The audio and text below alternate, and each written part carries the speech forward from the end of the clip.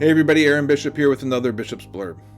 In the New Testament, we read a lot about the gospel. Throughout the gospels themselves, we find Jesus preaching the gospel of the kingdom of God. Now, where did Jesus get this teaching of the gospel of the kingdom? Did he invent the gospel of the kingdom of God? Well, in Hebrews 4 verse 2, we read, "For the good news, the gospel, came to us just as to them. But the message they heard did not benefit them, because they were not unified by faith with those who listened." The gospel came to them. Who is them in context? Well, in the context of Hebrew 4, it is the children of Israel who were in the wilderness. So where did the children of Israel in the wilderness get preached the same gospel that's being preached in the New Testament churches? Well, to answer this, we first need to answer another question. What is the gospel? Well, to answer that question, you can go to a video that I did previously that answers that topic, which I'll link up here. Or is it here? I don't know. They had the same gospel taught to them. The only difference was that the gospel did not benefit them because of a lack of faith. So then the question becomes, where do we find the gospel in the Torah? Well, if we study it closely, the beginning of the wilderness journey relates a gospel message through the events that Israel is taken through. But this can be kind of hard to spot because it's steeped in the events rather than being explicitly stated. I believe that the clearest gospel message that's found in the Torah is found in Deuteronomy chapters 6 through 11. Chapter 6, it opens with what is often called the Shema in Judaism, but was repeated by Jesus as the most important command of Mark 12:29. "Hear, O Israel, the Lord your God, the Lord is one, and you shall love the Lord your God with all your heart, all your soul, and all your might." The rest of this chapter then speaks of faith, and not the faith that says, "I believe God exists." Rather, it speaks of faith of God through the terms of allegiance to God and to his kingdom, which I talked about in this video, or this one.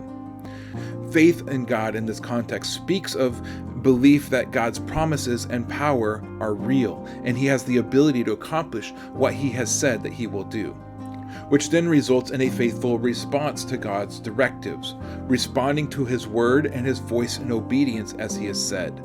Allegiance to God above all other things that could hold your allegiance. Chapter 8 then speaks of grace, the gifts that God has given to Israel and the gifts that still await. And in the ancient view, gifts were not like they're conceptualized today, which I cover in this video. Or is it this one? In the ancient world, a gift that was given in grace was simply the beginning of a relationship between a party that had and a party that was in need. This relationship that was formed then had a name called the patron-client relationship in modern scholarship. And this relationship is the foundation for the idea of grace throughout the Bible. Chapter 9 then speaks of righteousness, and it states explicitly it's not the righteousness of Israel that caused God to choose them and to save them and to give them these good gifts. It's God's own righteousness and for his own name's sake that he's brought Israel near and made all of these promises to them. Finally, in chapters 10 through 11, we discover the foundation for all of the above, which is love. God's love that prompted him to reforge the broken covenant. His love for the vulnerable and the disenfranchised. And it's because of this love that God demonstrates towards the weakest that we should then in return show love towards the weakest in the same way. And we should love him just the same as he loves us. And that love extends even to those outside of Israel. In this way, chapter 11 closes off this topic that's introduced in the Shema. Love the Lord your God with all your heart, with all your soul, and with all your resources. This is the gospel in a nutshell, and all of the necessary components of the gospel are present in Deuteronomy 6 through 11. But their lack of faith made this gospel powerless. With the gospel of Jesus Christ, however, we can now apply these principles of Deuteronomy 6 through 11. We can live for the kingdom of God because we have seen our King, Jesus, our perfect high priest and our mediator. Our hearts have been circumcised so that we can respond to the gospel without the stubbornness of Israel in the desert.